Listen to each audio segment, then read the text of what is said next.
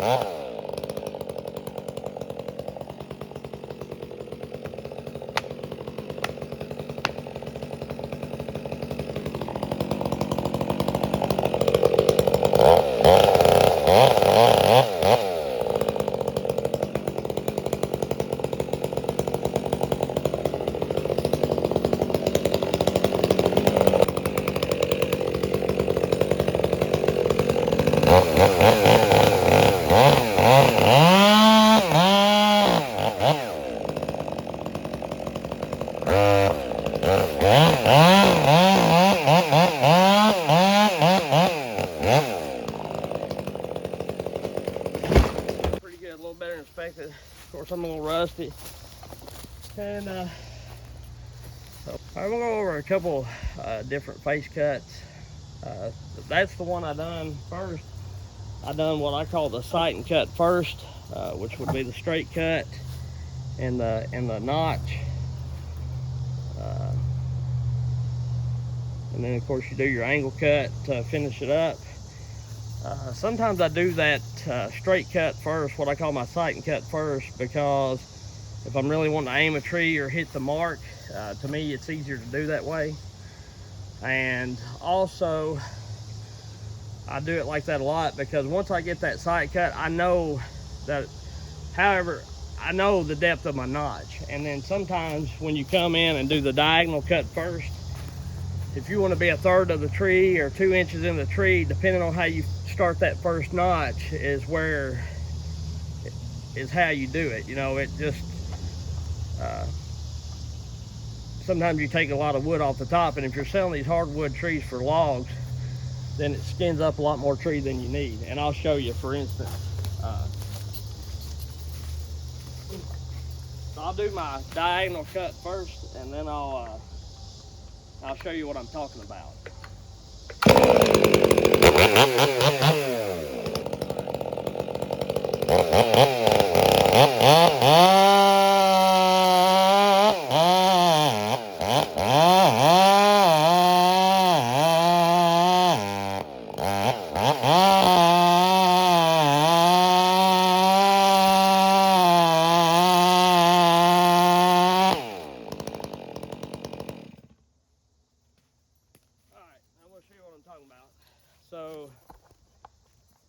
deep as I was doing that side cut first, look how far I'm down that stump right there.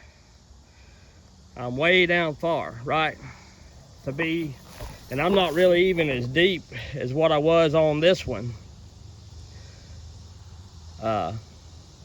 Which I was a little more than a third of the tree because I wanted it to cave in on itself because it was kind of straight and I wanted it to fall pretty fast.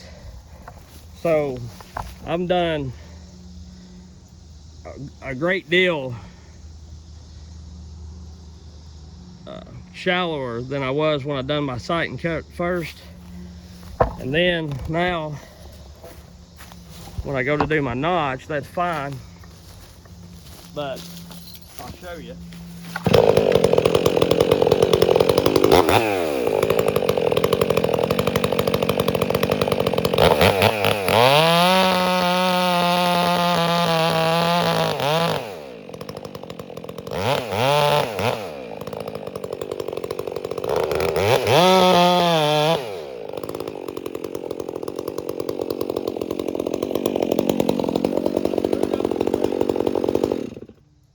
Screwed up the tree from here to here, as to where if you do your sight and cut first, I can come in on a littler angle or bigger angle depending on what I need.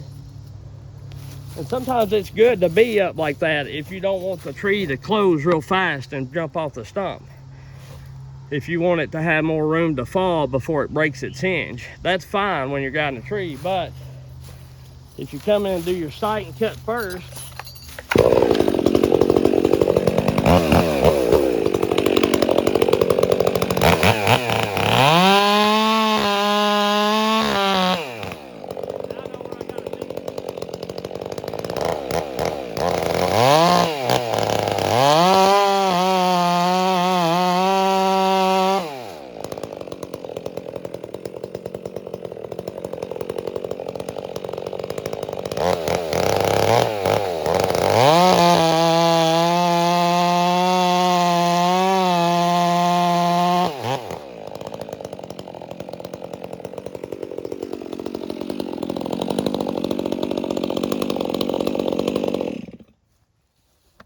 I'm a whole lot shallower on my cut.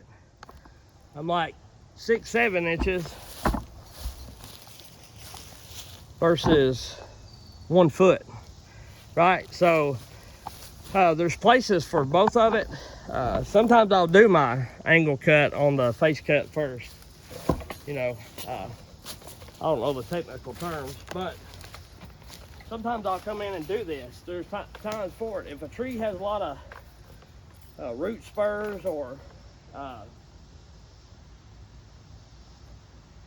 you know, knots sticking out, or root swell, I guess is what I'm trying to say, at the bottom of the tree, and you're cutting in that, that's fine for me, you know. But you can do it however, and it is easier in some ways to do this cut first, because then you got to come in and finish up, and all you're finishing up is your straight cut.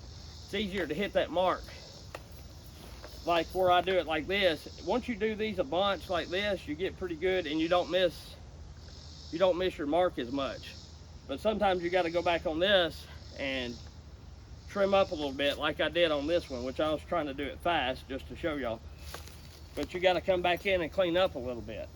But if a tree is pretty well straight up and down like this one was the whole way, then I'd rather do it like this if you're selling it for timber, because, you know, I've done lost a foot of tree, which, you know, if it's a tree that's 3 foot round and you cut off a foot, you're losing out on a little bit of money there. So, and the only reason I'm going over this is I've had some people tell me that if you do your angle cut on the face cut first, it's easier, and I'll agree with that. But to me, there's a time and place for it, and there's a time and place for this. And sometimes I do what they call it bird's mouth, if I don't want the tree to close really fast, and sometimes I do Humboldt cuts. It just really depends on what I'm doing in the situation. Like I'll show you a tree that doing this kind of cut first doing the angle cut on your face cut first wouldn't be that great big of a deal. Because when you're cutting timber in the hardwood timber, you're trying to get, that's why a lot of us East Coast guys don't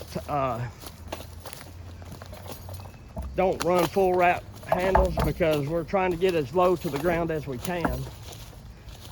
And in a sense, you cut the spurs off anyway, or the roots swell. But like this tree right here, it's got a lot of root swell, right? So here, it would be no big deal, because typically the good part of your tree starts about right here.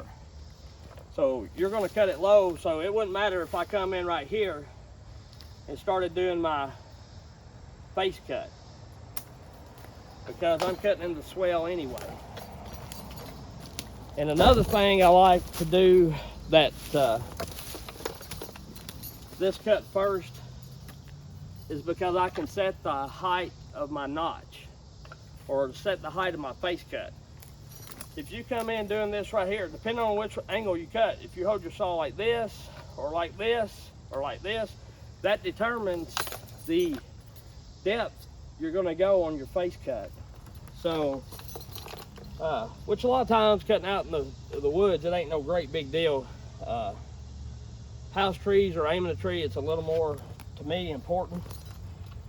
But like, whichever way you come in, well, if I'm wanting to be a third of the tree and I come in at this angle, well, I'm going to be a third of the tree way up here. Or if I hold it at a different angle to get me a third of the tree, I may be in the ground up there. But if I come in and do this one first, I set my height from a notch, because I can come in here and then I come in here. And the best way to get this style of face cut to line up easier, if you do this straight cut first, if you'll hold your saw at the same direction that you're wanting the tree to go when you've done this cut, and put that bar right here and then come over, 90% of the time it's going to line up fairly close. You're not going to be terribly off. And also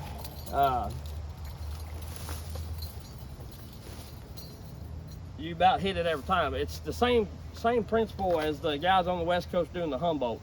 Because when they Humboldt cut, they don't never do this cut first. They always do this cut and then line it up. And it's the same principle I'm doing with the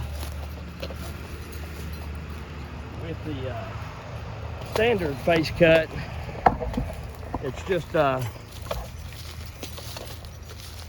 just different, you know. So that's why I do the straight cut on the face cut first. And there's some scenarios where you can do different cuts that it's not going to make that big of a deal. Because like I say, if you're selling it for, because a lot of times I try to sell these for logs, and if you're trying to sell them for logs, you don't want to be cutting way up, you know, 2 or 3 foot on the tree, leaving a high stump. I high stump this one because, so I'm just cutting it up for firewood. I'm gonna knock this off, and then I'm gonna run this out, cut this up for firewood, and I'm gonna do some more cutting. But this is the 400C. This little thing's running good, 68 cc's, weighs less than the 562, or just about the same, a little less, I think. 14 pounds is what the power head weighs full of gas and oil, so it's a really good.